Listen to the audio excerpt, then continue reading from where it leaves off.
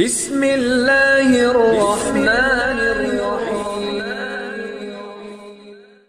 مفتی شعیب اللہ خان صاحب کے بیانات کے لیے مفتی صاحب کے آفیشیل چینل کو سبسکرائب کریں اور زیادہ سے زیادہ شیئر کریں۔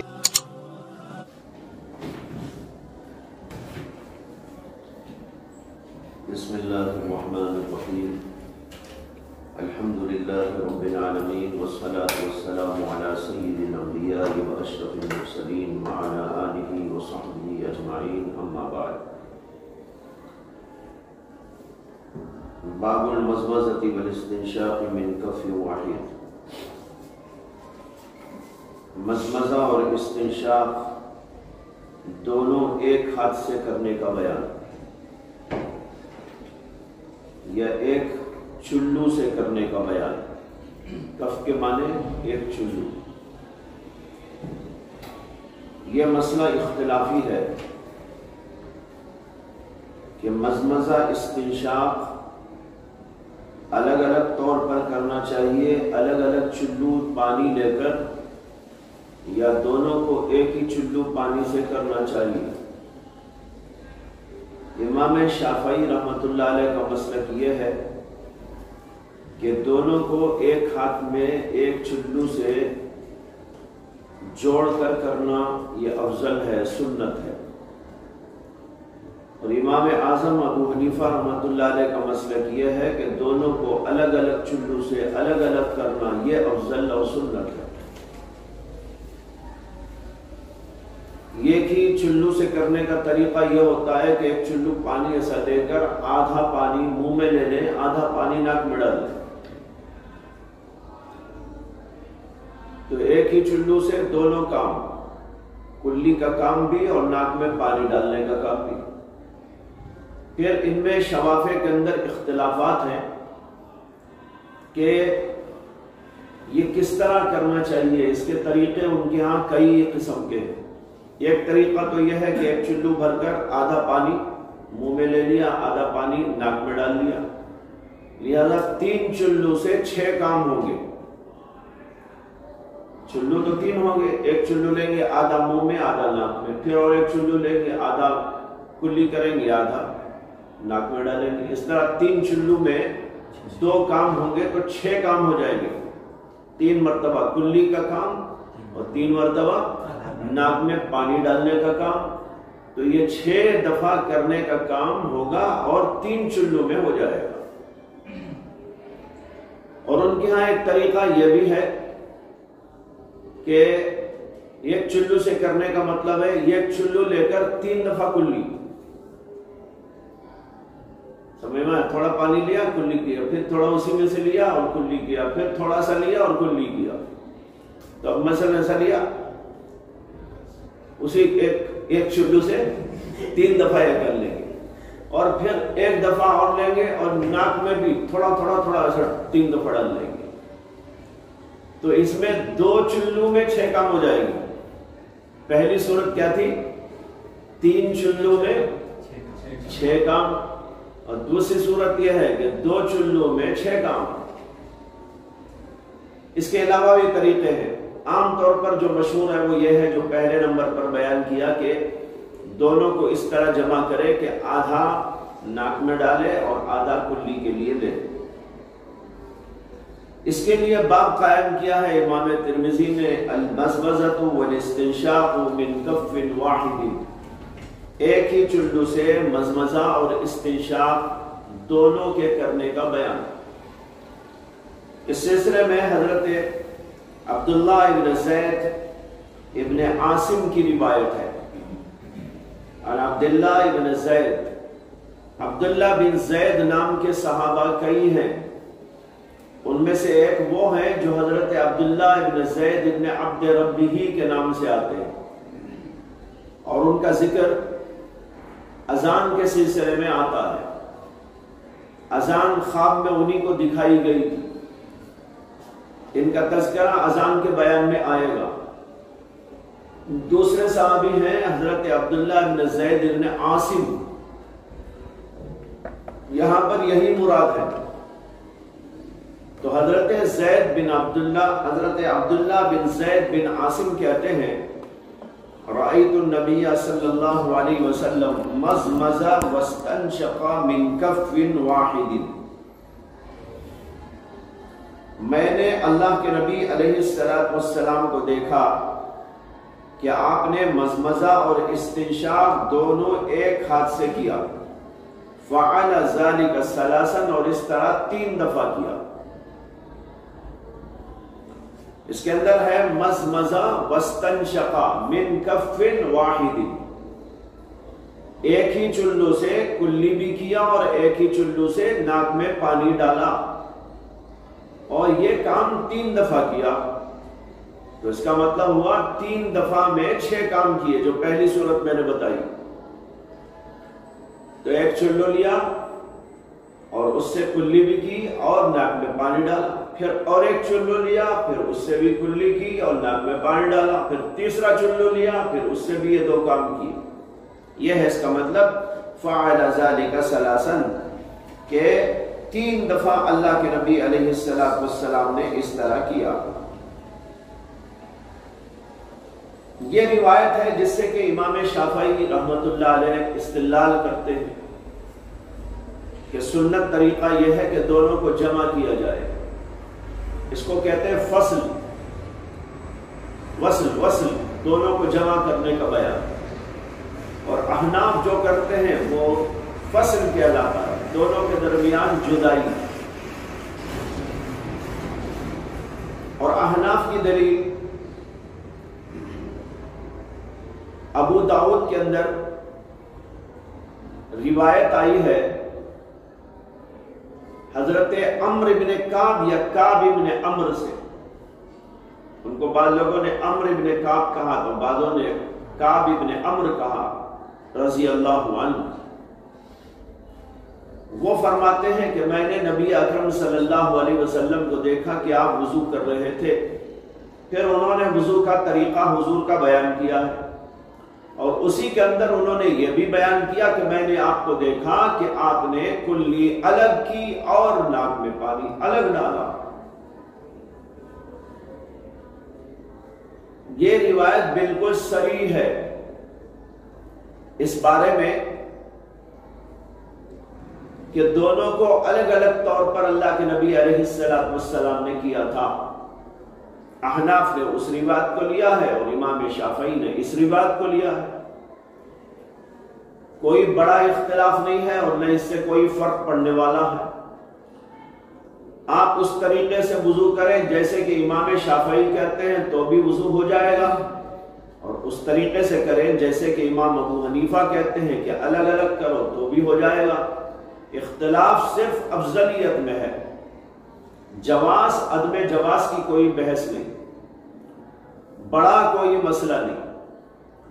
یہ چھوٹے چھوٹے مسائل ہیں، ان کے اندر ائمہ کے درمیان کچھ اختلافات ہوئے ہیں، لیکن ان کو اتنا بڑھاوا نہیں دینا چاہیے جس سے کہ مخالفت سمجھ میں آئے اور مخالفت سے آگے کوئی عداوت کی شکل بن جائے.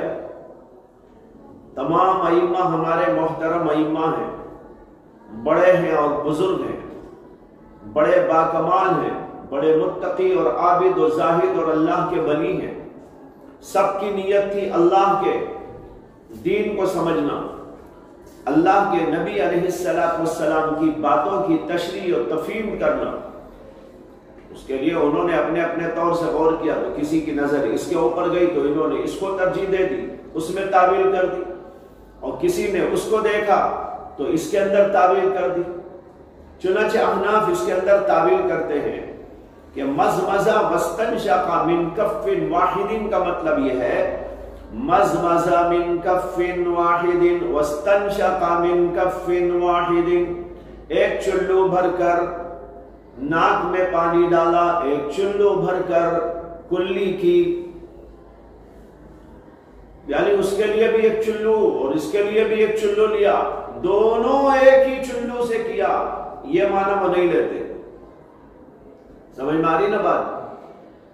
تو ایسا سمجھو کہ من کف واحد میں مزمزہ واستنشق یہ دونوں فعل تنازع کر رہے ہیں، تنازع فعلین کی بحث آپ نے پڑھی ہوگی نحو کی کتابوں میں، ہدایت النحو میں بھی تفصیلی بحث موجود ہے۔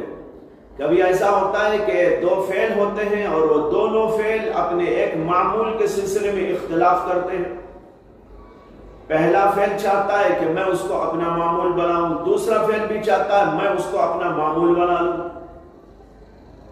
وہ معمول فاعل، مفعول یا متعلق کچھ بھی ہو سکتا ہے۔ تو دو فعل پہلے آتے ہیں، اس کے بعد ایک معمول ذکر کیا جاتا ہے۔ معمول ایک ہے، دو فعل ہے۔ اب یہاں پر علماء نحوین کا اختلاف ہے کہ ان میں سے کس فعل کو جو ہے عمل دینا چاہیے۔ جس فعل کو بھی آپ چاہیں عمل دے سکتے ہیں، پہلے کو دینا چاہیں تو پہلے کو عمل دے دیں، دوسرے کو دینا چاہیں تو دوسرے کو دے دیں، دونوں جائز ہیں۔ لیکن اختلاف اس میں ہے بصریین اور کوفیین کے درمیان کہ پہلے فعل کو عمل دینا زیادہ بہتر ہے یا دوسرے فعل کو عمل دینا زیادہ بہتر ہے، یہ اختلاف ہے، لیکن دونوں شکلیں جائز ہیں۔ اب یہاں وہی شکل نکلی، مزمزہ ایک فعل، واستنشقا دوسرا فعل، دونوں فعلوں کے بعد ایک معمول آ گیا متعلق من کف واحد۔ اب یہ من کف واحد، دونوں فعل چاہتے ہیں کہ اپنا معمول بنائیں، لہذا اس طریقے پر آپ چاہیں تو اس کو پہلے فعل کا معمول بنا دیں، چاہے تو دوسرے فعل کا بنا دیں، دوسرا جو فعل ہے اس کے لیے ایک محذوف مان لیں، اور یہ مطلب ہو جائے گا مزمز من کف واحد واستنشق من کف واحد۔ سمجھ میں آیا؟ ہم نے اس کو من کف واحد کو کس کا معمول بنایا؟ پہلے فعل کا بنا دیا، تو اس کا ہو گیا۔ اب دوسرے فعل کا محذوف، وہ پہلا جو ہے وہ دلالت کر رہا ہے دوسرے جگہ پر محذوف ہونے کا، لہذا عبارت یوں ہو گئی مزمز من کف واحد وفعل ذلك ثلاثا واستنشق من کف واحد وفعل ذلك ثلاثا۔ اللہ کے نبی نے ایک چلو بھر کر کلی کی اور یہ سب 3 دفعہ کیا، اور پھر اس کے بعد واستنشق ناک میں پانی ڈالا ایک چلو بھر کر اور یہ بھی 3 دفعہ کیا۔ یہ احناف کے مسلک کے مطابق ہو گیا۔ سمجھ میں آیا؟ وہ یہی کہتے ہیں کہ 3 چلو بھر کر کلی کرنا چاہیے، 3 چلو بھر کر ناک میں پانی ڈالنا چاہیے۔ تو کبھی ایسا ہوتا ہے کہ ایک معمول ذکر کیا جاتا ہے، اس کے پہلے 2 فعل آ جاتے ہیں، تو ایسی صورت کے اندر وہ شکل ہے جو ابھی عرض کی گئی کہ چاہے تو پہلے فعل کو عمل دے دو، چاہے تو دوسرے فعل کو اس کا معمول، دوسرے فعل کو عمل دے دو اور اس کا اسے معمول بنا دو، اور ایک کے لیے محذوف مان لو۔ یہاں پر اسی طرح ہوا۔ یہ مطلب اس کا نہیں ہے کہ ایک ہی چلو سے دونوں کام کیا، جیسے امام شافعی بیان کر رہے ہیں ایک ہی چلو بھر کر دونوں کام کیے نہیں، مطلب ہے ایک چلو بھر کر کلی کی اور ایک چلو بھر کر ناک میں پانی ڈالا، بس عبارت کے اندر تخفیف کر دی گئی، راوی نے بیان کرتے ہوئے تخفیف سے کام لیا ہے، اور یہ ہم نے تعویل اس وجہ سے کی ہے کہ بیشتر روایات کے اندر جو خود حضرت عبداللہ ابن زید سے روایت ہوئی ہیں اور مروی ہیں، ان کے اندر اس طریقے پر آیا ہے کہ انہوں نے کہا مزمز ثلاثاً واستنشق ثلاثاً۔ بخاری میں بھی آپ کو ملے گی ایسی روایت، اور بھی روایت کے اندر اور بھی جگہ پر کتابوں میں موجود ہے، اور خود انہی کی روایت ہے، ان کے علاوہ دوسرے صحابہ کی روایت ہے۔ ان روایت کے اندر یوں آیا مزمز ثلاثاً واستنشق ثلاثاً وغسل وجهه ثلاثاً وغسل يديه ثلاثاً، سب کے ساتھ آیا، اب سب جگہ آپ کیا مراد لے رہے؟ 3 دفعہ چہرہ دھویا، 3 دفعہ ہاتھ دھوئے، 3 دفعہ کلی کی، 3 دفعہ ناک میں پانی ڈالا.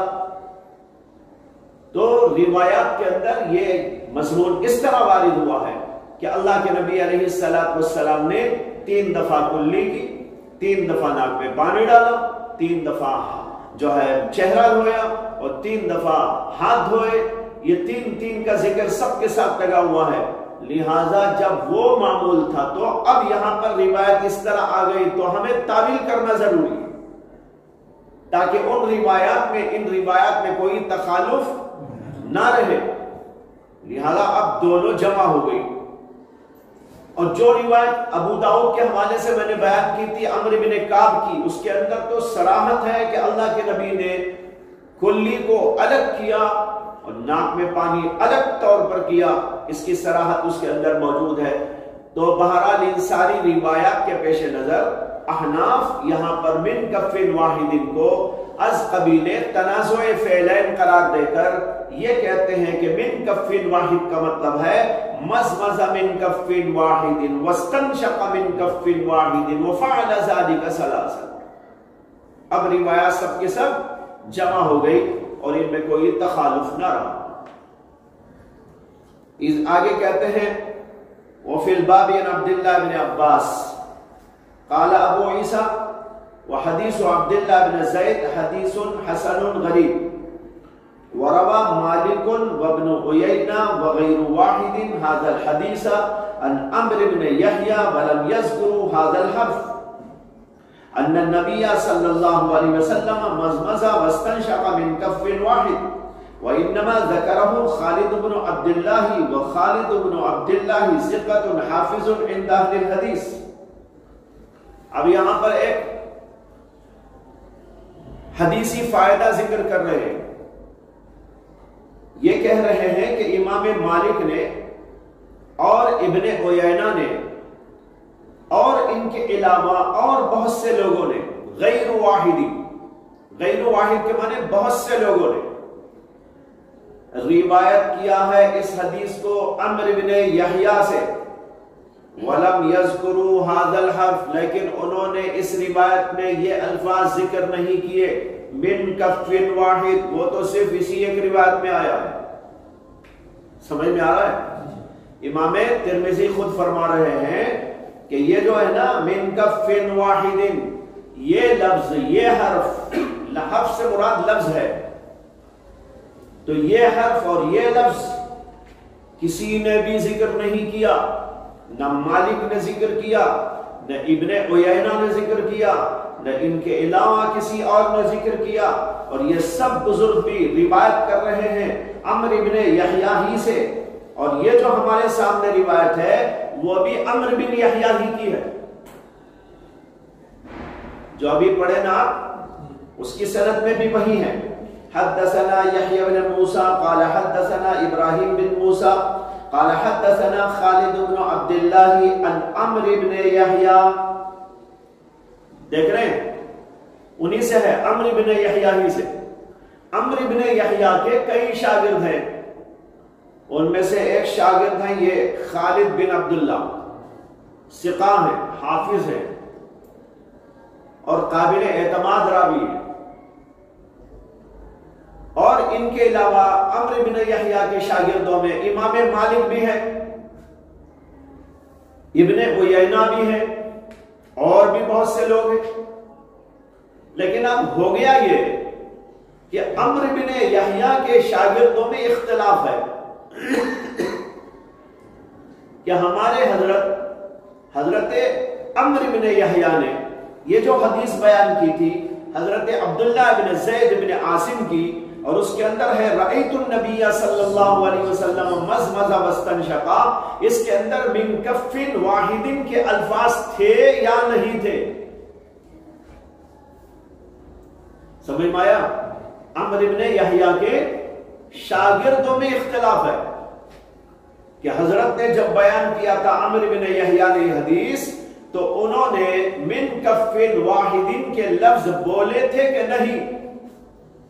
امام مالک کہتے ہیں کہ نہیں بولے، امام سفیان بن عیینہ کہتے ہیں کہ نہیں بولے، ان کے علاوہ بھی بہت سارے شاگرد ہیں ان کے، وہ کہتے ہیں کہ نہیں بولے۔ یہ ایک بزرگ کہتے ہیں، ان کا نام ہے خالد بن عبداللہ، وہ کہتے ہیں کہ ہاں حضرت نے ایسے ہی کہا تھا جیسے میں بول رہا ہوں، کیا مزمزہ واستنشق من کف واحد وفعل ذلك ثلاثا، اس طرح بیان کیا تھا۔ لیکن وہ لوگ کہتے ہیں نہیں، اس طرح بیان نہیں کیا تھا، اس طرح بیان کیا تھا، مزمزہ واستنشق ثلاثا۔ سمجھ میں آیا؟ تھوڑی دیر پہلے میں نے ذکر کیا کہ انہی کی روایتیں اس طرح آئی ہیں، مزمزہ ثلاثا واستنشق ثلاثا، اور بعد میں مزمزہ واستنشق ثلاثا یوں آیا ہے۔ اسی کو امام ترمذی بیان کر رہے ہیں کہ امام مالک نے اس حدیث کو بیان کیا عمرو بن یحییٰ سے، اپنے استاد سے۔ اسی طرح ابن عیینہ نے بیان کیا اس کو اپنے استاد عمرو بن یحییٰ سے، وغیر واحدین، اور ان کے بہت سے دیگر شاگردوں نے بھی روایت کیا عمرو بن یحییٰ سے، لیکن کسی نے بھی من کف واحدین کے الفاظ روایت نہیں کیے، بلکہ صرف اس کو ایک شاگرد نے روایت کیا ہے، انما ذکرہ خالد بن عبداللہ، اس کو صرف ایک بزرگ خالد بن عبداللہ نے ان کے شاگردوں میں سے ذکر کیا ہے۔ اب سوال یہ ہے کہ ترجیح کون سی روایت کو ہونا چاہیے؟ امام ترمذی مسلکن شافعی ہے، امام ترمذی مسلکن شافعی ہے، تو ان کا رجحان اسی روایت کی طرف ہے، اس سے کہ امام شافعی کا مسلک کی بنیاد یہی حدیث ہے، من کف واحد، جیسے کہ شروع میں آپ کو اس کا طریقہ بتا چکا ہوں۔ اس سے امام ترمذی اس روایت کو یہ کہہ کر ترجیح دے رہے ہیں، وہ خالد بن عبداللہ ثقۃ حافظ عند اہل الحدیث، کہ بھئی یہ خالد بن عبداللہ کوئی معمولی آدمی نہیں تھے، وہ علماء اہل حدیث کے نزدیک ثقۃ حافظ تھے، قابل اعتماد تھے، بڑے پکے حافظے والے راوی تھے، اسے ان کی یہ روایت قابل اعتبار ہونی چاہیے، لہذا ہم اس کو لیتے ہیں، یہ مطلب ہے اس کا۔ لیکن دوسرے حضرات علماء کہتے ہیں کہ یہ جو لفظ من کف واحدین ہے یہ شاذ ہے، کیا ہے؟ شاذ، کیونکہ عمرو بن یحییٰ کے شاگردوں میں سے سوائے ان کے کوئی اس کو روایت نہیں کرتا۔ اب یہیں سے آپ سمجھ لیجئے کہ شاذ کیا چیز ہے۔ آپ نے حدیث صحیح کی تعریف کے اندر شاذ پڑھا ہے، حدیث صحیح وہ ہوتی ہے جس کے تمام راوی عادل ہو، ضابط ہو، یعنی حافظ ہو، اور یہ کہ سند متصل ہو، غیر معلل ہو، غیر شاذ ہو، یعنی اس کے اندر شذوذ نہ ہو، یہاں پر آتا ہے۔ لہذا حدیث صحیح کے لیے شرط ہے کہ اس میں شذوذ نہیں ہونا چاہیے، شاذ نہیں ہونا چاہیے وہ حدیث۔ اب آپ سمجھیے کہ شاذ کیا چیز ہوتی ہے۔ شاذ یہی ہے جس کو ابھی عرض کیا آپ کے سامنے کہ ایک استاد کے کئی شاگرد ہیں، ماشاءاللہ سب اپنی جگہ پر ماشاءاللہ سبحان اللہ الحمدللہ ہیں، یعنی عادل ہیں، ضابط ہیں، ثقہ ہیں، حافظ ہیں، بڑے زبردست ہیں سب کے سب، لیکن اس کے باوجود اپنے استاد سے جب روایت نقل کرتے ہیں تو سب کے سب ایک بیان کرتے ہیں، ایک شاگرد کچھ اور بیان کرتے ہیں۔ سمجھ میں آیا؟ سب کے سب کہتے ہیں کہ ہمارے استاد نے حدیث ایسا بیان کی تھی، اور ایک شاگرد کہتا ایسا نہیں، ایسا بیان کی تھی، تو وہ اکیلا جو الگ سے بیان کر رہا ہے اسی کے لفظ کو، اسی کی حدیث کو شاذ کہتے ہیں۔ جیسے کہ ابھی آپ کے سامنے آ گیا کہ ایک بزرگ خالد بن عبداللہ وہ اس حدیث کے اندر من کف واحد بول رہے ہیں، اور جو دوسرے حضرات ہیں وہ یہ لفظ نہیں بول رہے، جیسے کہ خود امام ترمذی نے بیان کیا، وَرَوَى مَالِكٌ وابن عیینہ وغیر واحد هذا الحدیث عن عمرو بن یحییٰ ولم يذكروا هذا الحرف وانما ذکرہ خالد بن عبداللہ. تو معلوم ہوا کہ ایک نے اس کو روایت کیا ہے، اس لیے جب ان کے شاگردوں میں سے کوئی اس انداز سے بیان نہیں کر رہا ہے تو یہ حدیث شاذ ہو گئی، اور جو جمہور نے ان کے شاگردوں میں سے بیان کی ہے وہ قابل اعتماد ہو گئی.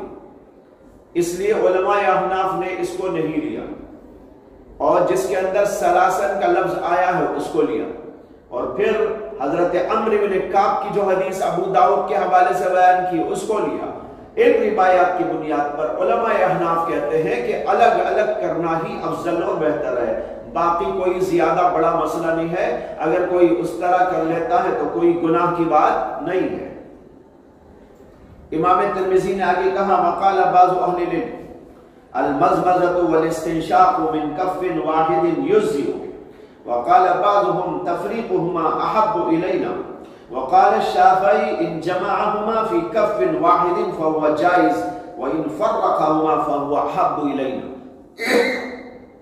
بعض اہل علم کہتے ہیں کلی کرنے اور ناک میں پانی ڈالنے دونوں کو ایک ہاتھ سے کرنا یجزئ کافی ہے.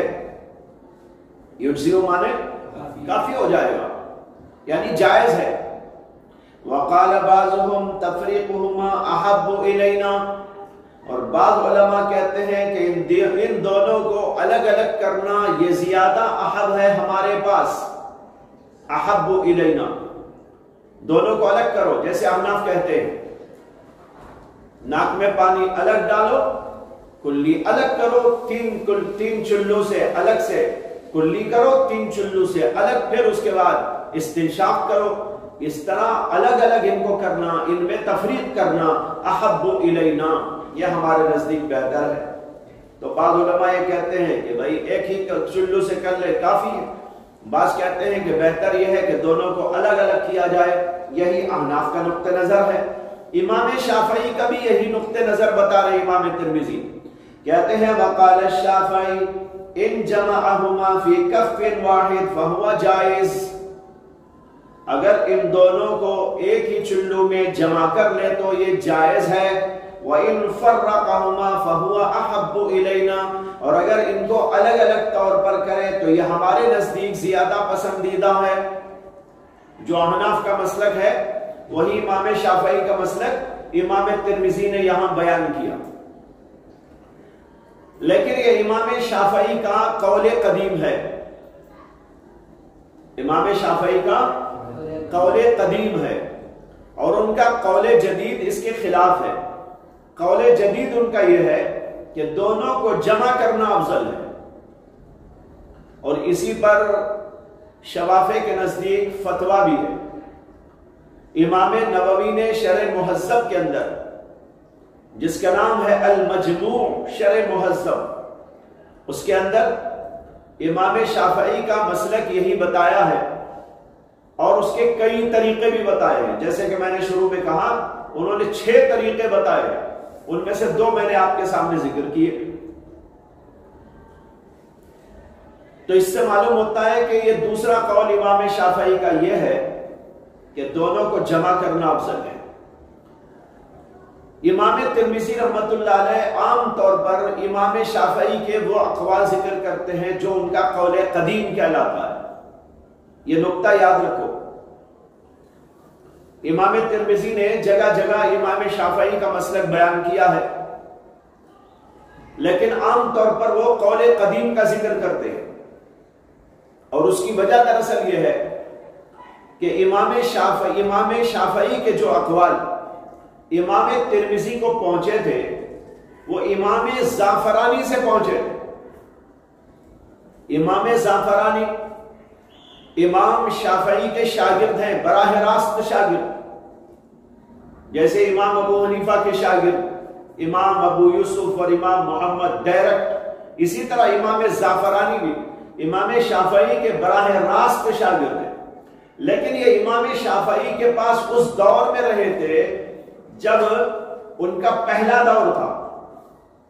اس دور میں انہوں نے ان کے پاس وقت گزارا تھا، ان سے لیا تھا، اخذ کیا تھا. اور ان کے سامنے وہی اسی زمانے کے اقوال تھے، اور امام ترمذی کو وہ روایتیں انہی سے پہنچی تھی، تو قول قدیم ان کے پاس پہنچا زیادہ تر۔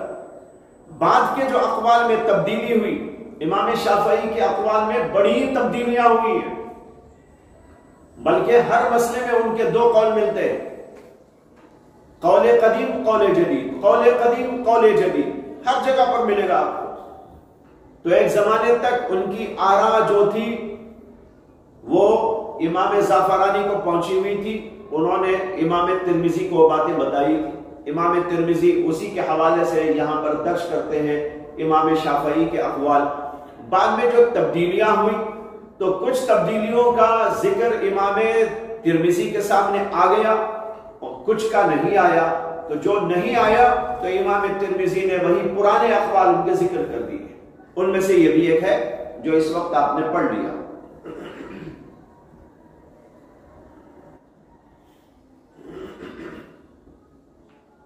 جی پڑھو گے۔ باب في تقليل اللحية وبه قال حدثنا ابن ابي عمر قال حدثنا سفيان بن عيينة عن عبد الكريم بن ابي المخارق بن ابي امية عن حسان بن بلال قال رأيت عمار بن ياسر رضي الله عنهما وعنهم توضأ فقلل لحيته فقيل له أو قال فقلت له أتخلل لحيتك؟ قال وما يمنعني ولقد رأيت رسول الله صلى الله عليه وسلم يخلل لحيته. وبه قال حدثنا ابن ابي عمر قال حدثنا سفيان عن سعيد بن ابي عروبة عن قتادة عن حسان بن بلال عن عمار عن النبي صلى الله عليه وسلم مثله. وفي الباب عن عائشة وأم سلمة وأنس وابن أبي أوفى وأبي أيوب رضي الله عنهم أجمعين. قال أبو عيسى سمعت إسحاق بن منصور يقول سمعت أحمد بن حنبل قال ابن عيينة لم يسمع عبد الكريم من حسان بن بلال حديث التخليل. وبه قال حدثنا يحيى بن موسى قال حدثنا عبد الرزاق عن إسرائيل عن عامر بن شقيق عن أبي وائل عن عثمان بن عفان رضي الله عنهما وعنهم أن النبي صلى الله عليه وسلم كان يخلل لحيته. قال أبو عيسى هذا حديث حسن صحيح. وقال محمد بن إسماعيل أصح شيء في هذا الباب حديث عامر بن شقيق عن أبي وائل عن عثمان رضي الله عنه. وقال بهذا أكثر أهل العلم من أصحاب النبي صلى الله عليه وسلم ومن بعدهم رأوا تقليل اللحية. وبه يقول الشافعي وقال أحمد رحمهما الله تعالى إن سأل عن التقليل فهو جائز. وقال إسحاق إن تركه ناسيا أو متأولا أجزأه وإن تركه عاملا أعاده.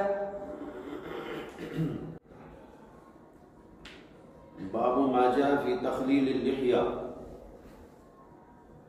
یہ باب ہے تخلیل لحیہ میں، یعنی داڑھی میں خلال کرنا۔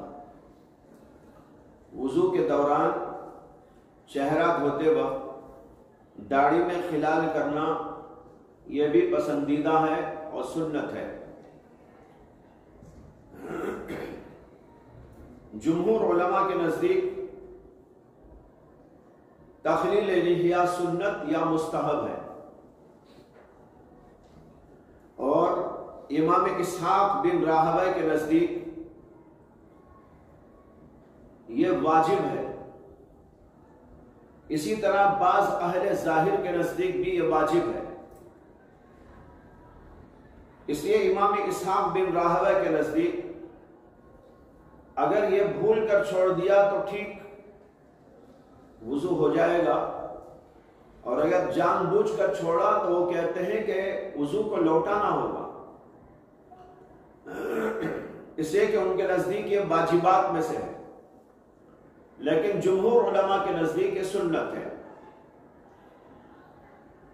اس سلسلے میں امام ترمذی نے چند احادیث ذکر کیے ہیں۔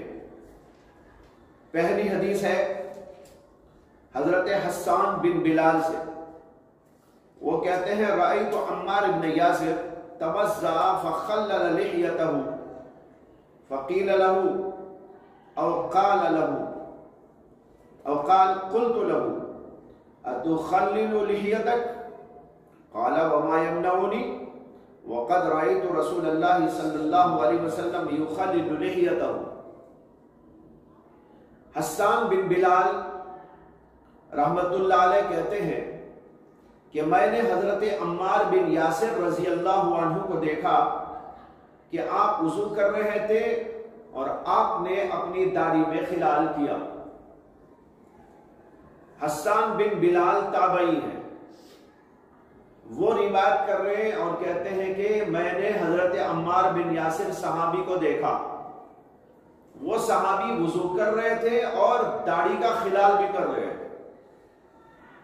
فقیل له، تو حضرت عمار بن یاسر سے پوچھا گیا، پوچھنے والے کون پتہ نہیں، وہاں کچھ لوگ ہوں گے انہوں میں سے کسی نے پوچھ لیا۔ فقیل له، ایک روایت میں یوں ہے فقلت له، میں نے ان سے پوچھا، تو ایک روایت میں قیل له ہے، ایک روایت کے اندر قلت له ہے۔ یہ راوی کو بھول ہو رہی ہے بات کے کسی راوی کو کہ اس روایت میں قیل له آیا ہے یا قلت له آیا ہے، تو بہرحال قیل له قلت له کا حاصل یہ کی ہے کہ ان سے پوچھا گیا، پوچھنے والا کون تھا وہ الگ بات، بہرحال ان سے پوچھا گیا کیا اتخلل لحیتک، حضرت کیا آپ داڑھی میں خلال کرتے ہیں؟ اتخلل لحیتک، کیا آپ داڑھی میں خلال کرتے ہیں؟ قال، حضرت عمار نے کہا بما یمنعنی، کون سی چیز مجھے اس سے منع کرتی ہے؟ وَلَقَدْ رَأَيْتُ رَسُولَ اللَّهِ صلی اللہ علیہ وسلم يُخَلِّلُ لِحْيَتَهُ، جبکہ میں نے خود اللہ کے رسول علیہ السلام کو داڑھی میں خلال کرتے ہوئے دیکھا ہے۔ جب میں نے خود اللہ کے رسول کو داڑھی میں خلال کرتے ہوئے دیکھا ہے تو کون سی چیز مجھے روکے گی اس میں؟ میں تو ضرور کروں گا، یہ مطلب ہوا اس کا۔ تو حضرت عمار کا خود عمل اس میں بیان کیا گیا جو صحابی رسول ہیں، اور اس کے ساتھ انہوں نے یہ بھی بتایا کہ میں نے اللہ کے رسول علیہ السلام کو داڑھی میں خلال کرتے ہوئے دیکھا ہے، لہذا حضور کا عمل بھی اس میں آ گیا۔ اسی وجہ سے جمہور علماء کہتے ہیں کہ یہ سنت ہے، سنت ہونے کی وجہ سے صحابی نے بھی کیا اور اللہ کے رسول کا معمول تھا ہی۔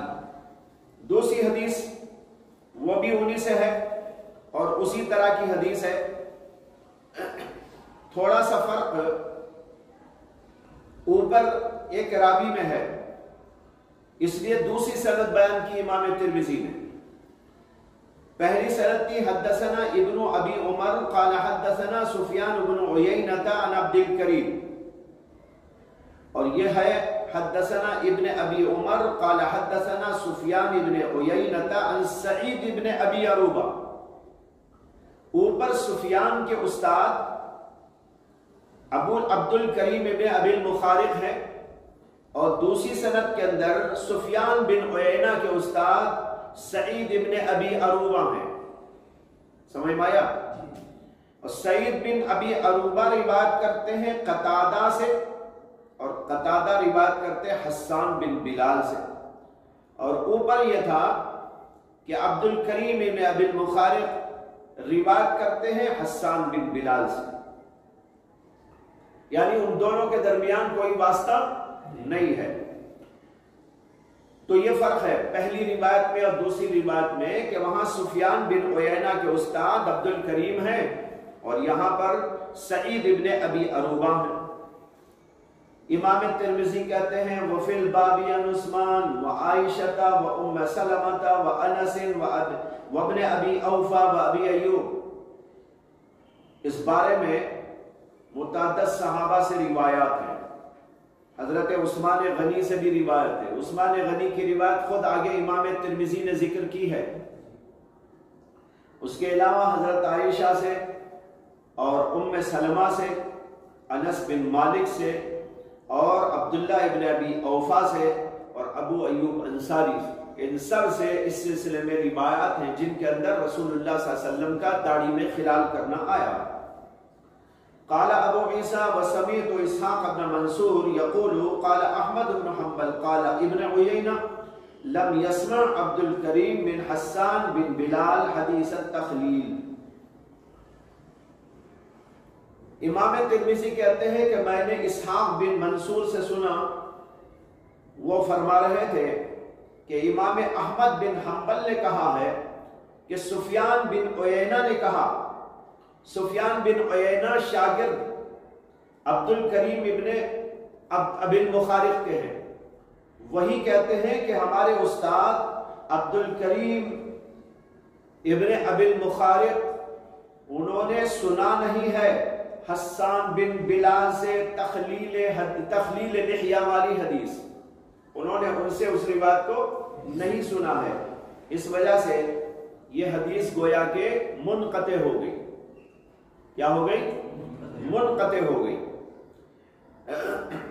اس کے بعد میں ہے وقال محمد بن اسماعیل اصح شیء فی هذا الباب حدیث عامر بن شقیق عن ابی وائل عن عثمان. اس بارے میں جو سب سے اچھی حدیث ہے وہ حدیث ہے جو آگے چل کر امام ترمذی بیان کر رہے ہیں. وہ ہے عامر بن شقیق سے، اور عامر بن شقیق روایت کرتے ہیں ابو وائل سے، اور ابو وائل روایت کرتے ہیں عثمان غنی رضی اللہ تعالی عنہ سے. امام ترمذی نے کہا وقال بهذا اکثر اہل العلم من اصحاب النبی صلی اللہ علیہ وسلم ومن بعدهم. اکثر علماء صحابہ اور اس کے بعد کے لوگوں میں سے اسی حدیث کے قائل ہیں. وقال بهذا اسی کے قائل ہیں. قال بهذا کا ترجمہ کیا ہوا؟ اسی کے قائل ہیں، اسی کو لیتے ہیں. کون؟ اکثر اہل العلم، اکثر بیشتر علماء حضرات من اصحاب النبی صلی اللہ علیہ وسلم. یہ علماء جو صحابہ میں سے بھی ہیں ومن بعدہم، اور جو ان کے بعد آنے والے لوگ ہیں ان میں سے بھی. صحابہ و تابعین میں سے اہل علم کا ایک طبقہ اسی قول کا قائل ہے. کیا؟ راؤ تخلیل اللحیہ، یہ سب حضرات داڑھی کے خلال کے قائل ہیں. داڑھی کے خلال کو دیکھتے ہیں کا مطلب ہے رائے رکھتے ہیں. داڑھی کا خلال دیکھتے ہیں. راؤ کا ایک ترجمہ دیکھنا، ایک ہے آنکھ سے دیکھنا، ایک ہے دل سے دیکھنا. دل سے دیکھنے کا مطلب ہے رائے رکھنا. ان سب کی رائے یہ ہے کہ تخلیل لحیہ کرنا چاہیے. وَبِهِ يَقُولُ الشَّافعی، امام شافعی کا بھی یہی قول ہے. وقال احمد ان سہا عن تخلیل اللحیۃ فہو جائز. امام احمد بھی یہی کہتے ہیں کہ داڑھی کا خلال کرنا چاہیے، لیکن اگر کوئی بھول گیا تو کوئی بات نہیں ہے، جائز ہے. اسے کہ سنت ہے نا، تو اگر کوئی چھوڑ دیا تو وضو تو ہو جائے گا. اسے کہا وقال احمد ان سہا عن تخلیل اللحیہ فہو جائز. اگر کوئی آدمی تخلیل لحیہ کو بھول جائے تو یہ جائز ہے، یعنی اس کا وضو جائز ہے. وقال اسحاق، لیکن امام اسحاق بن راہوی کہتے ہیں ان ترکہ ناسیا او متأولا اجزاہ وان ترکہ عامدا اعادا. اگر کوئی آدمی داڑھی کا خلال کرنا بھول کر چھوڑ دے یا تاویلاً چھوڑ دے تو یہ اس کے لیے کافی ہے. وَإِن تَرَكَهُ عَامِدًا، اور اگر کوئی جان بوجھ کر چھوڑ دے تو اس کو لوٹانا چاہیے اپنا وضو.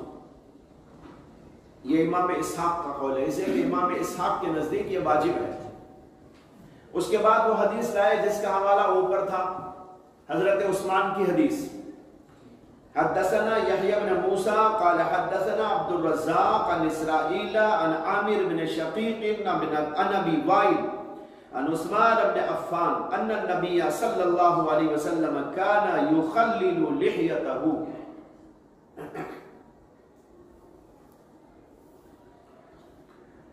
یہ روایت ہے حضرت عثمان غنی رضی اللہ عنہ سے. وہ کہتے ہیں ان النبی صلی اللہ علیہ وسلم کان یخلل لحیتہ، اللہ کے نبی علیہ السلام اپنی داڑھی میں خلال کیا کرتے تھے۔ تو دیکھو داڑھی میں خلال کرنا معمول تھا رسول اللہ صلی اللہ علیہ وسلم کا، اور امام ترمذی نے کہا ھذا حدیث حسن صحیح، یہ حدیث حسن صحیح درجے کی ہے۔ اگرچہ بعض علماء نے اس کے راوی عامر بن شقیق میں کلام کیا ہے، اس لیے کہ عامر بن شقیق پہ ابن معین ضعف کا حکم لگاتے ہیں، اس لیے بعض لوگوں نے اس حدیث کو ضعیف قرار دیا، لیکن صحیح بات یہ ہے کہ یہ حدیث صحیح ہے، اس لیے کہ عامر بن شقیق کے بارے میں اگرچہ بعض علماء نے کلام کیا ہے، لیکن امام نسائی نے ان کے بارے میں کہا لیس بہ باس، ان میں کوئی خرابی نہیں، اور امام ابن حبان نے اپنی کتاب الثقات میں ان کا تذکرہ کیا ہے، اور ان سے امام شعبہ روایت کرتے ہیں، اور امام شعبہ جس سے روایت کرتے ہیں سمجھ جاؤ کہ وہ ثقہ ہوتا ہے۔ امام شعبہ کا حال یہ تھا کہ وہ جس راوی سے حدیث لیتے تھے بڑی جو ہے چھان پھٹک کے بعد لیتے تھے، اور جب تک وہ راوی بڑا قابل اعتماد نہ ہوتا تھا اس سے روایت ہی نہیں کرتے تھے۔ اس لیے اصول بنا دیا گیا کہ من روا عنہ شعبہ فہو ثقہ، من روا عنہ شعبہ فہو ثقہ، جس آدمی سے امام شعبہ حدیث روایت کرے بس آنکھ بند کر کے کہہ دو کہ یہ ثقہ ہے، تو ان سے بھی امام شعبہ روایت کر رہے تو معلوم ہوا یہ ثقہ ہیں، اور اسی طرح اور لوگوں نے بھی ان کو جو ہے ثقہ اور قابل اعتماد قرار دیا ہے، اسی روایت صحیح درجے کی ہے۔ اس صحیح روایت سے معلوم ہوا، اور اسی کو امام بخاری نے اصح حدیث کہا تھا، جیسے اوپر نقل کیا نا وقال محمد بن اسماعیل اصح شیء فی ھذا الباب حدیث عامر بن شقیق عن ابی وائل عن عثمان، یہ ہے۔ چلیے آگے۔ باب ما جاء في مسح الرأس أنه يبدأ بمقدم الرأس إلى مؤخره. وبه قال حدثنا إسحاق بن موسى الأنصاري قال حدثنا معن قال حدثنا مالك بن أنس عن عمرو بن يحيى عن أبيه عن عبد الله بن زيد رضي الله عنهما وعنه أن رسول الله صلى الله عليه وسلم مسح رأسه بيديه فأقبل بهما وأدبر بدأ بمقدم رأسه ثم ذهب بهما إلى قفاه ثم ردهما حتى رجع إلى المكان الذي بدأ منه ثم غسل رجليه. وفي الباب عن معاوية والمقدام بن معدي كرب وعائشة رضي الله عنها وعنهم. قال أبو عيسى حديث عبد الله بن زيد أصح شيء في هذا الباب وأحسن. وبه يقول الشافعي وأحمد وإسحاق رحمهم الله تعالى. اور اگلا باب بھی پڑھو۔ باب ما جاء أنه يبدأ بمؤخر الرأس. وبه قال حدثنا قتيبة قال حدثنا بشر بن المفكر عن عبد الله بن محمد بن عقيل عن الربيع بنت معقل بن عفراء رضي الله عنهما وعنهم أن النبي صلى الله عليه وسلم مسح برأسه مرتين بدأ بمؤخر رأسه ثم بمقدمه وبأذنيه كلتيهما ظهورهما وبطونهما. قال أبو عيسى هذا حديث حسن. وحديث عبد الله بن زيد رضي الله عنهما أصح من هذا وأجمد. وقد ذهب بعض أهل الكوفة إلى هذا الحديث منهم وكيع بن الجراح. باب ما جاء في مسح الراس انه يبدأ بمقدم الراس الى مؤخره. یہ باب اس بارے میں ہے کہ سر کا مسح شروع کریں بمقدم الراس، سر کے سامنے والے حصے سے، اور اس کو لے جائیں الی مؤخره، آخر تک. مقدم والا حصے سے مؤخر والے حصے تک سر کا مسح کیا جاتا ہے۔ اس میں سر کے مسح کی کیفیت بتانا مقصود ہے۔ سر کا مسح کریں تو کیسا کرنا چاہیے؟ اس میں 3 مسالک ہیں۔ جمہور کا مسلک یہ ہے کہ سامنے سے ہاتھ پیچھے کی طرف لے جاؤ اور پھر پیچھے سے سامنے کی طرف لے آؤ۔ جمہور اسی قائل، اور امام وکی کا نقطہ نظر یہ ہے کہ پیچھے سے سامنے لا کر پھر سامنے سے پیچھے لے جاؤ، یعنی الٹا۔ اور تیسرا ایک اور مسلک بھی اس میں ہے بعض علماء کا، جو کہتے ہیں 20 سے مسح شروع کرنا چاہیے، ایسا پھر ایسا ایسا ایسا 20 سے شروع کرنا چاہیے۔ یہ 3 مسلک ہیں۔ پہلے باب کے اندر امام ترمذی رحمۃ اللہ علیہ نے وہ حدیث ذکر کی ہے جو جمہور کی دلیل ہے، اسی لیے اس کے اوپر باب قائم کیا، باب ما جاء فی مسح الراس انه يبدأ بمقدم الراس الى مؤخره، کہ سر کے مسح میں ابتدا کرے سر کے شروع والے حصے سے الى مؤخره، آخر تک۔ اس میں حدیث لائے ہیں حضرت عبداللہ بن زید بن عاصم کی۔ حضرت عبداللہ بن زید بن عاصم سے وضو کی روایت آئی ہے، اور ان سے بہت ساری روایات اس سلسلے میں منقول ہیں۔ تو عبداللہ بن زید بن عاصم کہتے ہیں ان رسول اللہ صلی اللہ علیہ وسلم مسح راسہ بیدیہ، اللہ کے رسول علیہ السلام نے اپنا سر کا مسح کیا اپنے دونوں ہاتھوں سے، بیدیہ، اپنے دونوں ہاتھوں سے کیا، ایک ہاتھ سے نہیں کیا۔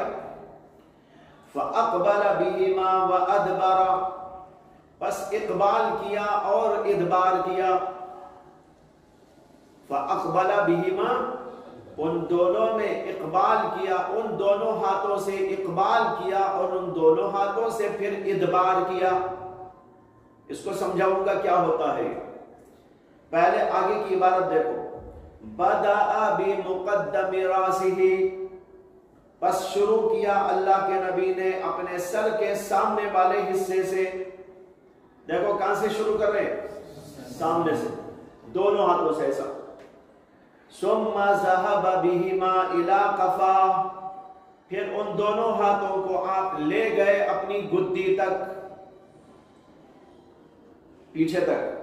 ثم ردهما، پھر ان دونوں ہاتھوں کو لوٹایا، حتی رجع الى المکان الذی بدأ منہ، یہاں تک کہ لوٹ آیا اسی جگہ پر جہاں کہ آپ نے شروع کیا تھا، جہاں سے شروع کیا تھا وہی ہاتھوں کو لوٹا دیا۔ ثم غسل رجلئی، پھر اس کے بعد اپنے پیروں کو دھو لیا۔ تو یہ ہے سر کے مسح کا طریقہ کہ ہاتھوں کو یہاں رکھے اور اس طرح دونوں ہاتھوں کو گدی تک لے جائے، پھر وہاں سے سامنے کی طرف یوں لے کر آ جائے۔ اس میں استیعاب مسح بھی ہو جائے گا، یعنی پورے سر کا مسح بھی ہو جائے گا، اور سنت طریقہ یہ ہے۔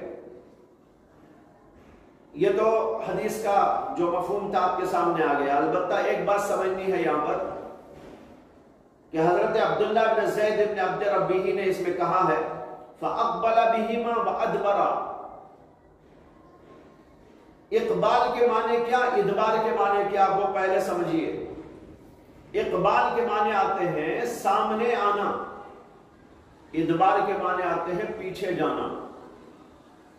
بولتے ہیں نا اقبل فلان، فلان صاحب آئے، یعنی سامنے آئے۔ ادبرا، پیچھے گئے، الٹے پیر چلے گئے۔ تو اقبال مانے آنا، ادبار مانے جانا۔ یا یوں کہہ لیجئے کہ اقبال کے معنی ہے پیچھے سے سامنے کو آنا، اور ادبار کے معنی ہے سامنے سے پیچھے کو جانا۔ اب یہاں پر لفظ آیا فَأَقْبَلَ بِهِمَا وَأَدْبَرَ، بس اللہ کے نبی نے پہلے تو اقبال کیا اور پھر اس کے بعد ادبار کیا۔ اقبال کے معنی ہوئے پیچھے سے سامنے آنا، پیچھے سے سامنے آنا. اقبال کا معنی ہی کیا؟ سامنے آنا. سامنے کہاں سے آئے گا؟ سامنے سے سامنے آئے گا, پیچھے سے سامنے آئے گا. تو خود سمجھ میں آتا, پیچھے سے سامنے. تو اقبل بہما کا ترجمہ ہوا, بس اللہ کے نبی علیہ السلام نے اپنے دونوں ہاتھوں کو پیچھے سے سامنے لایا. اقبل بہما وادبر, اور پھر ادبار کیا, یعنی سامنے سے پیچھے کو لے گئے. اسی کو رکھ کر امام وقی کہتے ہیں کہ پیچھے سے سامنے آنا چاہیے, پھر سامنے سے پیچھے جانا چاہیے. سمجھیں؟ اس سے کہ اقبال کے معنی آتے ہیں پیچھے سے سامنے آنا, اور ادبار کے معنی ہوتے ہیں سامنے سے پیچھے کو جانا. لیکن یہاں پر خود حضرت زید نے جو تشریح اپنے جملے کی ہے وہ اس کے خلاف ہے. دیکھ رہے ہیں, پہلے تو کہا اقبل بہما وادبرا, پھر تشریح کی بدأ بمقدم راسہ, اپنے سر کے سامنے والے حصے سے شروع کیا. تو شروع یہاں سے بتا رہے ہیں, یہاں سے ہاتھ لے گئے پیچھے کی طرف, پھر سامنے لے آئے, جیسے کہ آپ نے پڑھ لیا. تو اب اقبل بہما وادبرا کا کیا معنی؟ یہ دونوں باتوں میں تضاد ہے بظاہر.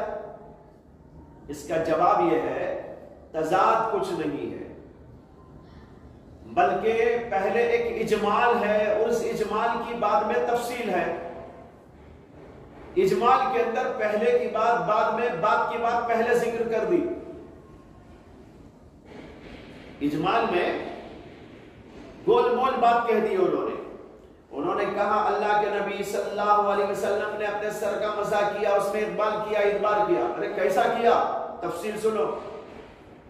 تو پہلے جملے میں اقبال ادبار میں مقصود یہ نہیں ہے کہ پہلے کون سا کیا بعد میں کون سا کیا, اجمالاً بتانا ہے. اس میں اقبال و ادبار ہوا, آگے پیچھے ہوا, ہاتھوں کا آگے لانا پیچھے لانا ہوا.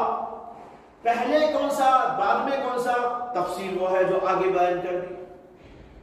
تو اس لیے پہلے جملے میں اگرچہ کہ بظاہر دوسرے جملے کے خلاف نظر آ رہا ہے, لیکن خلاف کچھ نہیں ہے. پہلے جملے میں اجمال ہے, اجمال کے موقع پر گول مول بات میں آگے کی بات پیچھے, پیچھے کی بات آگے کر دی جاتی ہے. سمجھ میں آیا؟ جیسے آپ بول دیتے ہیں کہ بھائی لوگ گئے آئے, حالانکہ بولنا ہے آئے گئے, بولنا ہے آئے گئے, آنے کے بعد نہ جاتے ہیں, گئے آئے بول دیتے ہیں. تو یہاں مقصود یہ نہیں ہوتا پہلے کون سا ہوا بعد میں کون سا ہوا. اجمال کے اندر اس طرح ہوتا ہے, لیکن جب تفصیل اس کی بیان کر دی تو حقیقت حال کو واضح کر دیا کہ اللہ کے نبی نے پہلے تو کیا تھا ادبار, یعنی سامنے سے پیچھے ہاتھ لے گئے تھے. پھر کیا تھا اقبال, یعنی پیچھے سے سامنے کو ہاتھ لائے تھے. یہی طریقہ حضرت سیدنا عبداللہ بن زید نے جو حضور سے دیکھا تھا اس کو تفصیلاً بیان کر دیا ہے. دوسرا جواب اس کا یہ ہے کہ عرب کا دستور ہے کہ الفاظ کے استعمال کرنے میں وہ کچھ رعایتیں کرتے ہیں, اور اسی میں یہ ہے کہ اگر اقبال اور ادبار دونوں لفظوں کو کہیں جمع کر کے بولنا ہو تو پہلے اقبال بولتے ہیں بعد میں ادبار بولتے ہیں. اگرچہ واقعہ ہوا ہو پہلے ادبار کا بعد میں اقبال کا, لیکن بولنے میں وہ یہ کریں گے کہ پہلے اقبال بولیں گے بعد میں ادبار بولیں گے. یہ عرب کا دستور ہے, کیونکہ لفظ اقبال جو ہے نا وہ ذرا بہتر شمار ہوتا ہے. کیا ہوتا ہے؟ بہتر, یعنی پیچھے سے سامنے آنا, سامنے آنا اچھی بات ہوتی ہے, جانا ذرا ویسی بات ہوتی ہے. تو اسی عرب والے جب بھی یہ لفظ استعمال کریں گے تو چاہے ادبار پہلے ہوا ہو لیکن بولیں گے پہلے اقبال, اقبل بہما و ادبرا. اسی لیے حضرت زید نے پہلے اقبلا کہا. عرب کے دستور کے مطابق، اگرچہ ادبار پہلے ہوا اقبال بعد میں ہوا ہے، اسی لیے تفصیل انہوں نے آگے بیان کر دی۔ تو اقبال کا لفظ پہلے بیان کرنے کا دستور ہوتا ہے عرب میں، یعنی ایسے الفاظ جو اچھائی کو بتانے والے ہوتے ہیں وہ پہلے لاتے ہیں۔ اقبال میں اچھائی کا مفہوم ہے، ادبار کے اندر پیچھے جانے کا مفہوم ہے، وہ ذرا اچھا نہیں ہے، اس لیے عرب والے پہلے اقبال کا لفظ بولتے ہیں اور بعد میں ادبار کا لفظ بولتے ہیں، اس لیے ایسا کیا گیا، اگرچہ واقعہ خلاف میں ہوا ہے ایسا۔ اس کے بعد دوسرا باب ہے، دوسرے باب میں آیا ما جاء انہ یبدأ بمؤخر الراس، یہ باب اس بارے میں ہے کہ سر کے مسح کی ابتدا کی جائے سر کے آخری حصے سے، یہ اس کے خلاف ہے۔ یہ ان لوگوں کا مسلک ہے جو آخری حصے سے سر کا مسح شروع کرنے کی بات کہتے ہیں، اور ان میں حضرت امام وکیع ہیں۔ امام وکیع اور بھی کچھ لوگ ہیں جو یہ کہتے ہیں کہ پیچھے سے شروع کرو مسح ایسا، پھر سامنے سے پیچھے کو لے جاؤ۔ ان کے لیے دلیل یہاں پر لے آئے، اس کے اندر حضرت ربیع بنت معوذ بن افرا کی روایت ہے۔ حضرت ربیع بنت معوذ بن افرا وہ کہتی ہیں ان النبی صلی اللہ علیہ وسلم مسح براسہ مرتين بدأ بمؤخر راسه ثم بمقدمه وبأذنيه كلتيهما ظهورهما وبطونهما۔ حضرت ربیع بنت معوذ کہتی ہیں کہ اللہ کے نبی علیہ السلام نے مسح کیا، کیسا؟ مسح براسہ مرتين، 2 دفعہ سر کا مسح کیا۔ اس میں یہ بھی ہے 2 دفعہ، ایک دفعہ کے بجائے 2 دفعہ مسح کیا۔ آگے ایک باب آ رہا ہے ان مس الراس مرہ، سر کا مسح ایک ہی دفعہ ہے، 2 دفعہ نہیں ہے۔ تو اس کے اندر یہ بھی ہے سر کا مسح اللہ کے نبی نے 2 دفعہ کیا۔ کیسا کیا؟ بدأ بمؤخر راسہ ثم بمقدمہ، آپ نے سر کے آخری والے حصے سے شروع کیا، پھر اس کے بعد سامنے والے حصے پر، تو پیچھے سے سامنے کو آئے۔ یہی مسلک ہے امام وکیع رحمت اللہ علیہ کا، اور اس میں یہ بھی ہے وَبِأُذُنَيْهِ كِلْتَيْهِمَا، اور آپ نے مسح کیا اپنے دونوں کانوں کا، ظُهُورِهِمَا وَبُطُونِهِمَا، اپنے کانوں کے ظاہری حصے پر بھی اور اپنے کانوں کے باطنی حصے پر بھی، یعنی اندرونی حصے پر بھی۔ جب مسح کیا کانوں کا اندر، یہ اندر والا یہ بھی کیا، اور یہ اوپر والا اسے بھی کیا، دونوں حصوں پر اللہ کے نبی نے مسح فرمایا۔ کانوں کے مسح کے لیے الگ باب آگے آ رہا ہے، وہاں پر اس کی تفصیل آئے گی۔ یہاں صرف یہ بتانا ہے کہ اس روایت کے اندر سر کا مسح سر کے آخری حصے سے شروع کرنے اور سامنے والے حصے پر لا کر ختم کرنے کا ذکر آیا ہے۔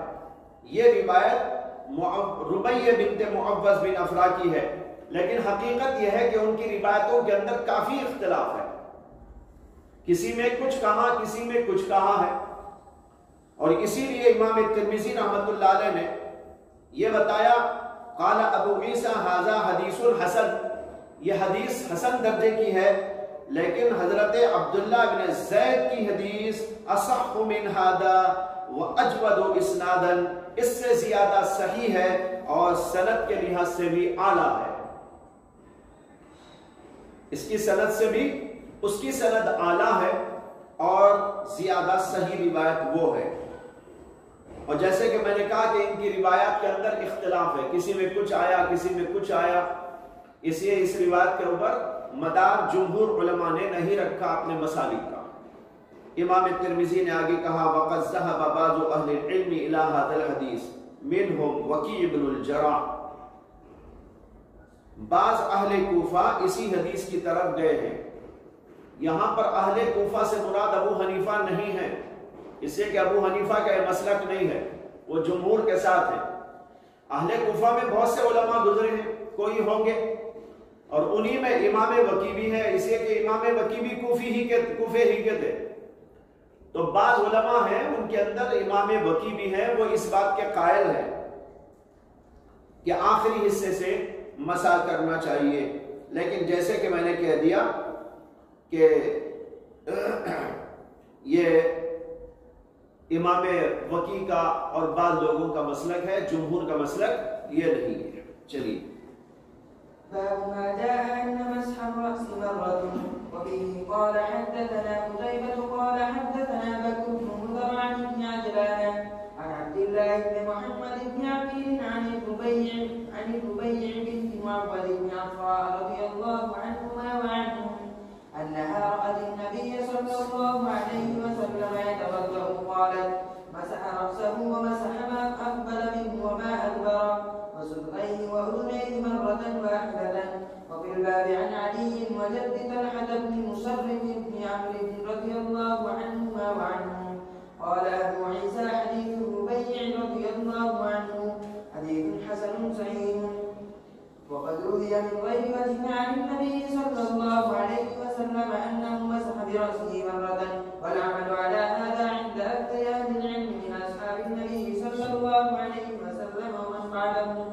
وبه يقول جعفر بن محمد وسفيان الثوري وابن المبارك والشافعي وأحمد وإسحاق رأوا مسح الرأس مرة واحدة. وبه قال حدثنا محمد بن منصور قال سمعت سفيان بن عيينة يقول سألت جعفر بن محمد عن مسح الرأس أيجزئ مرة فقال إي والله.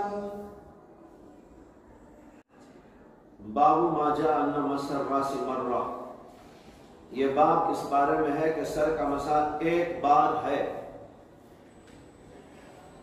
سر کے مسح کے بارے میں اختلاف ہے کہ سر کا مسح ایک بار کرنا ہے یا 3 بار۔ جمہور علماء کے نزدیک سر کا مسح ایک بار ہے، اور اسی کو حضرات سنت قرار دیتے ہیں۔ اور امام شافعی رحمت اللہ علیہ کے نزدیک سر کا مسح 3 بار کرنا سنت ہے۔ جس طرح دیگر اعضاء 3 دفعہ دھوئے جاتے ہیں، کلی 3 دفعہ کی جاتی ہے، ناک میں پانی 3 دفعہ ڈالا جاتا ہے، ہاتھ پیر 3 دفعہ دھوئے جاتے ہیں، چہرہ 3 دفعہ دھویا جاتا ہے، اسی طرح سر کا مسح بھی 3 دفعہ کرنا یہ امام شافعی رحمت اللہ علیہ کے نزدیک سنت ہے۔ جمہور علماء کے نزدیک 1 بار کرنا ہی ثابت ہے، 3 بار کرنا جمہور کے نزدیک ثابت نہیں۔ حتیٰ کہ امام ترمذی جو شافعی مسلک کے ہیں وہ بھی باب قائم کر رہے ہیں ان مسح الراس مرۃ، کہ سر کا مسح 1 بار ہے۔ اس کے اندر وہی ربیع بنت معوذ بن افرا کی حدیث لائے۔ ابھی جو حدیث آپ نے اوپر پڑھی نا وہی حدیث ہے، یہ سند بھی وہی ہے، اسی سند کے ساتھ یہاں پر اس حدیث کو لائے۔ تھوڑا سا فرق ہے اوپر، لیکن بیشتر جو ہے عبداللہ بن محمد بن عقیل روایت کر رہے ہیں ربیع بنت معوذ بن افرا سے۔ انہوں نے کہا انہا رأت النبی صلی اللہ علیہ وسلم یتوضأ، کہ انہوں نے نبی اکرم صلی اللہ علیہ وسلم کو وضو کرتے ہوئے دیکھا۔ وہ کہتی ہیں مسح راسہ، اللہ کے نبی نے سر کا مسح کیا۔ اب یہاں پر مرتين نہیں آیا، اوپر کی روایت میں مرتين تھا، لیکن یہاں پر مرتين کا لفظ نہیں آیا۔ مسح راسہ، اللہ کے نبی نے اپنے سر کا مسح کیا۔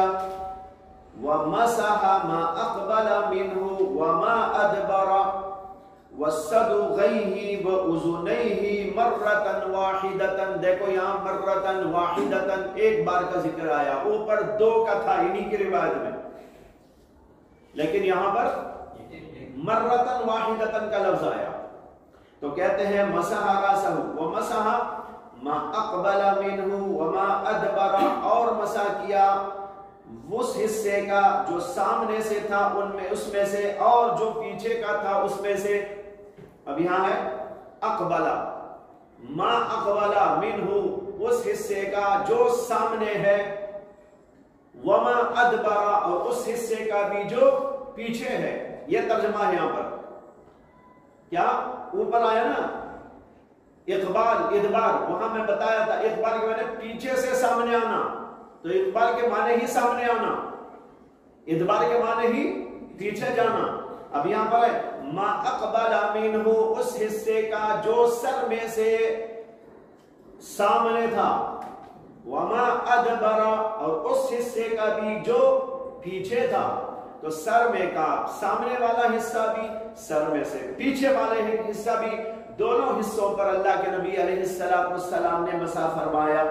یہ روایت اوپر والی روایت کے خلاف ہے۔ اوپر آیا بدا بمؤخر راسی، سر کے آخری حصے سے شروع کیا۔ اب یہاں کیا بتا رہے؟ اقبال کو پہلے یعنی سامنے والے حصے پر کرنے کا ذکر پہلے کر رہے۔ معلوم ہوا کہ ان کی روایات کے اندر کچھ راویوں کی گڑبڑ ہوئی، راویوں کی، انہوں نے تو ایک ہی بیان کیا ہوگا جو انہوں نے دیکھا تھا، لیکن راویوں کا اختلاف اس کی وجہ سے ہو گیا، اس کے اندر ہو گیا، اس لیے بعض روایتوں میں کچھ، بعض روایتوں میں کچھ ہے۔ لیکن امام ترمذی نے اس حدیث کو جو یہاں پر موجود ہے صحیح قرار دیا ہے۔ اوپر تو صرف حسن کہا، لیکن یہاں پر صحیح قرار دیا ہے۔ تو کہتے ہیں جو حصہ کے شروع میں ہے اس پر، اور جو حصہ کے آخر میں ہے اس پر مسح کیا، وَصَدُغَيْهِ، اور کن پٹیوں پر مسح کیا، وَأُذُنَيْهِ، اور اپنے کانوں کا مسح کیا، مَرَّةً وَاحِدَةً، ایک دفعہ۔ کہتے ہیں وَفِي الْبَابِ عَنْ عَلِيٍّ وَجَدُّ طَلْحَةَ بْنَ مُصَرَّفْ ابن عمرو، اور اس بارے میں حدیث آئی ہے حضرت علی سے بھی، یعنی ایک دفعہ سر کے مسح کے بارے میں۔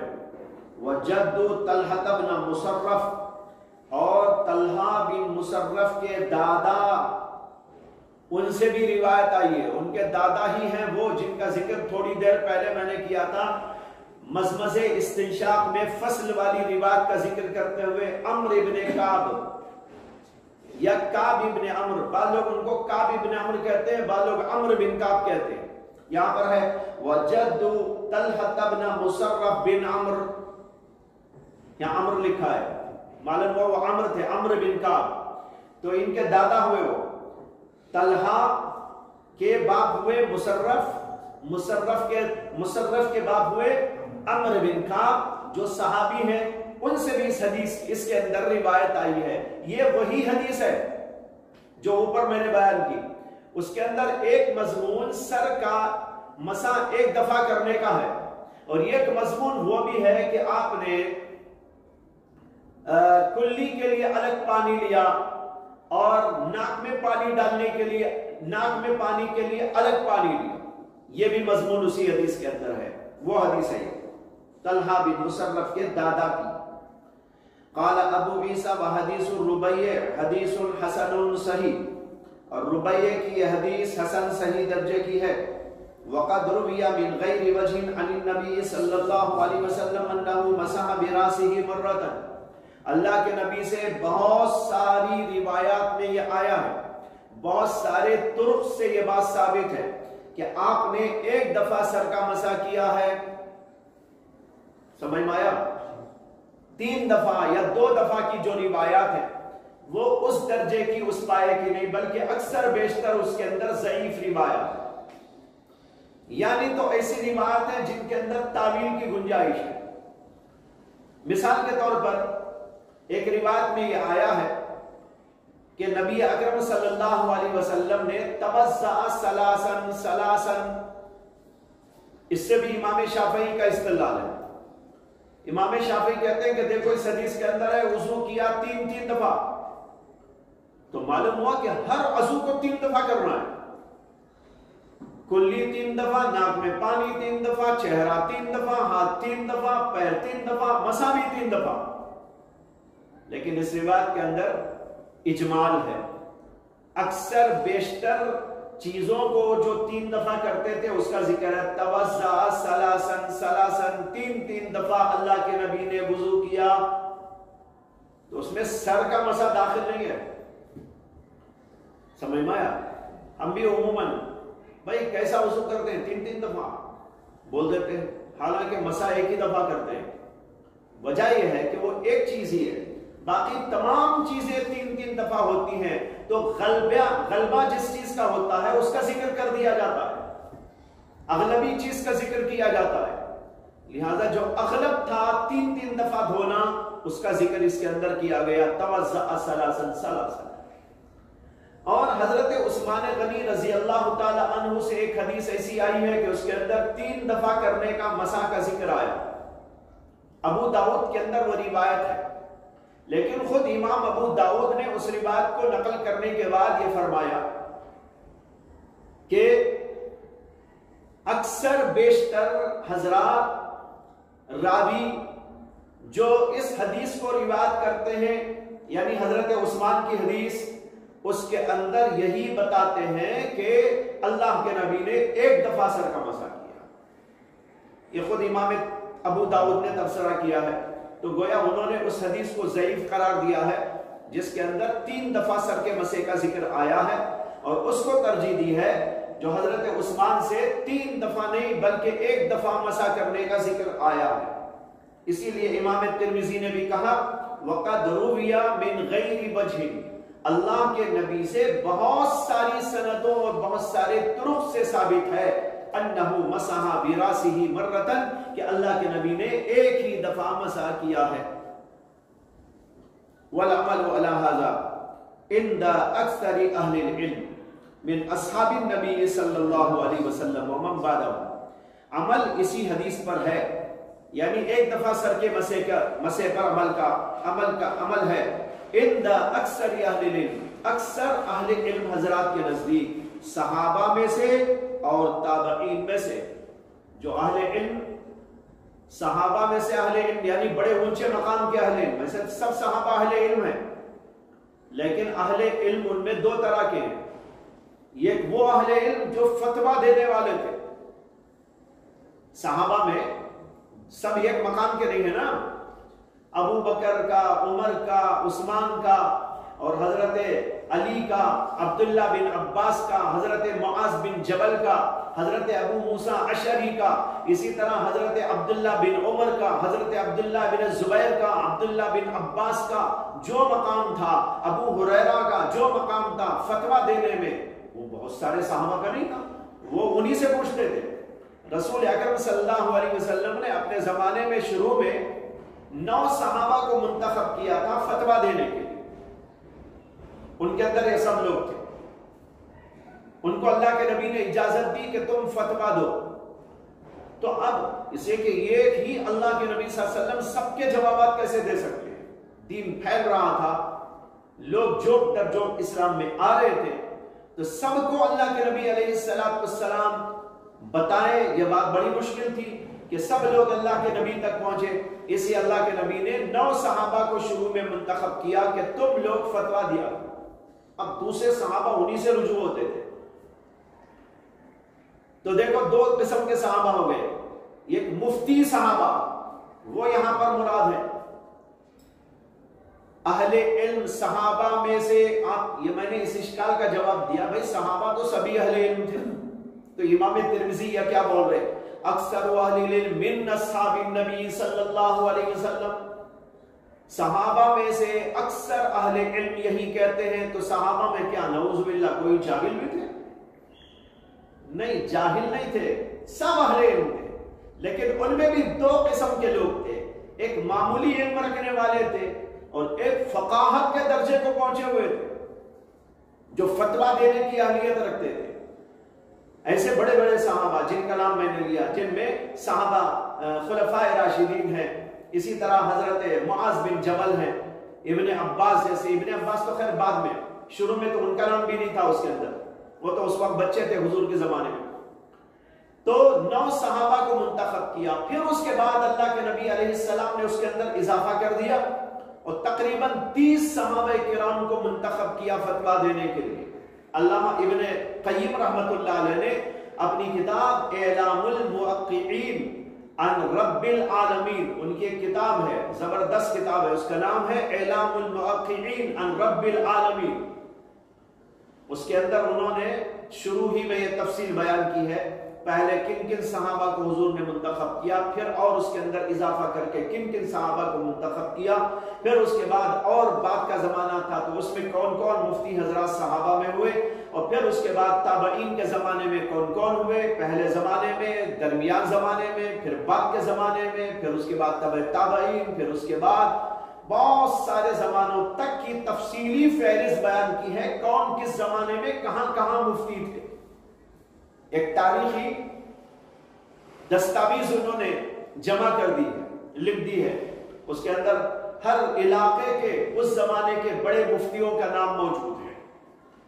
تو بہرحال میں یہ کہہ رہا تھا کہ صحابہ میں بھی دو قسم کے تھے، تو یہاں اس کی طرف اشارہ ہے کہ صحابہ میں سے جو اہل علم یعنی فتویٰ دینے والے تھے، ایسے حضرات صحابہ، اکثر صحابہ وہ تھے جو اس پر عمل کرنے والے تھے کہ ایک ہی دفعہ سر کا مسح ہے، اور ومن بعدہم، اور جو اس کے بعد یعنی صحابہ کے بعد والے تابعین ہیں وہ بھی۔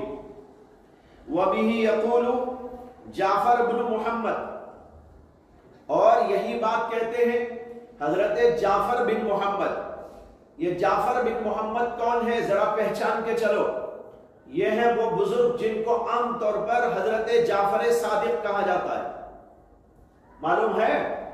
حضرت جعفر صادق جو بہت بڑے امام تھے اپنے زمانے کے، اللہ کے نبی علیہ السلام کے رشتے اور خاندان میں آتے ہیں، حضرت علی کے صاحبزادے حضرت سیدنا امام حسین رضی اللہ تعالی عنہ ان کے خاندان کے ہیں۔ حضرت حسین کے بیٹے تھے علی، انہی کا نام ہے انہی کو زین العابدین کہا جاتا ہے، علی زین العابدین، یہ حضرت حسین کے بیٹے تھے۔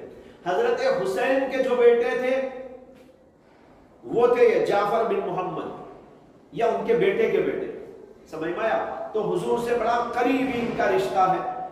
ان کو شیعہ اپنا امام مانتے ہیں، اماموں میں سے 12 امام وہ مانتے ہیں، تو ان میں سے ایک امام جعفر بن محمد الصادق کو، جعفر صادق کو مانتے ہیں۔ تو ان کے امام ہیں تو ہمارے کیوں نہیں؟ ان کے ہیں تو ہمارے ان سے بھی زیادہ ہیں۔ تو بہرحال حضرت جعفر بن محمد الصادق، ان کے بارے میں کہتے ہیں کہ وہ بھی اسی کے قائل تھے، سفیان ثوری بھی اسی کے قائل تھے، ابن مبارک بھی اسی کے قائل تھے، شافعی، احمد، اسحاق، یہ سب اسی کے قائل تھے۔ رعو مسح الراس مرۃ واحدۃ، یہاں امام شافعی کا نام بھی آ گیا۔ آپ کو اشکال ہوگا کہ ابھی اوپر بتایا تھا کہ امام شافعی تو 3 دفعہ مسح کے قائل ہیں، امام ترمذی وہ خود بتا رہے ہیں کہ یہ امام شافعی بھی یہی کہتے ہیں کہ 1 دفعہ کرنا ہے۔ میں اسی کا جواب اوپر آپ کو دے چکا ہوں کہ امام شافعی کے 2 اقوال میں سے پرانا قول امام ترمذی عام طور پر بیان کرتے ہیں، یہ امام شافعی کا قول قدیم ہے۔ ان کا قول جدید جس پر ان کے ہاں آج کل فتویٰ چلتا ہے وہ 3 دفعہ کا ہے، سمجھ میں آیا؟ اسی لیے آپ کہیں بھی شوافع کو دیکھ لیجئے، آپ کو نظر آئے گا کہ وہ 3 دفعہ مسح کر رہے ہیں، البتہ وہ بہت کم حصے پر مسح کرتے ہیں، پورے حصے پر مسح نہیں کرتے، ایسا کر لیتے ہیں 3 دفعہ بس ہو گیا۔ وہ کہتے ہیں ایک بال پر بھی اگر مسح ہو گیا، ایک روایت میں ہے ایک بال پر سر کے مسح ہو گیا تو مسح ہو گیا۔ دوسری روایت امام شافعی کی یہ ہے کہ 3 بالوں پر مسح کرنا چاہیے کم سے کم۔ اب ظاہر بات ہے اتنا بھی کرے تو 3 نہیں 10 نہیں 50 بال آ جائیں گے، اللہ ہے کہ کوئی سرمنڈا ہو اور اس کے 3 ہی بال چھوٹے ہوئے ہو، ورنہ تو عام طور پر جب سر کے بالوں پہ مسح ہوتا ہے تو ایک بال پہ کیسا ہو سکتا بھائی؟ پکڑنا پڑے گا، ایک بال ایسا پکڑ کے مسح کرے، یعنی تو 3 بال، تو یوں ہی کریں گے تب بھی جو ہے 50-60 بالوں کا مسح ہو جاتا ہے۔ تو خیر بتا یہ رہا تھا کہ ان کے ہاں 3 دفعہ پر عمل ہے، فتویٰ اسی پر ہے، یہ امام شافعی کا قول قدیم ہے۔ آگے ہے حدثنا محمد بن منصور المکی قال سمعت سفیان بن عیینہ یقول سألت جعفر بن محمد عن مس الراس ایجزئ مرۃ فقال ای واللہ۔ اوپر جعفر بن محمد کا قول آیا، جعفر صادق کا، اس کی دلیل یہاں بیان کر رہے، ہم سے بیان کیا محمد بن منصور مکی نے، انہوں نے کہا کہ میں نے سفیان بن عیینہ سے سنا، وہ کہہ رہے تھے کہ میں نے جعفر بن محمد سے سوال کیا. کس نے سوال کیا؟ حضرت سفیان بن عیینہ نے. سفیان بن عیینہ کے بزرگوں میں سے تھے وہ، یعنی جعفر بن محمد الصادق. کہتے ہیں میں نے ان سے پوچھا مسح راس کے بارے میں، ایجزئ مرتن، کیا ایک دفعہ مسح کر لینا کافی ہے؟ فقال، تو انہوں نے کہا ای واللہ، کیوں نہیں، خدا کی قسم. یہ ایجاب کا لفظ ہے، یعنی ضرور ہو جاتا ہے، خدا کی قسم. یہ انہوں نے کہا. تو معلوم ہوا ان کا قول بھی یہی ہے کہ ایک دفعہ مسح کافی ہے.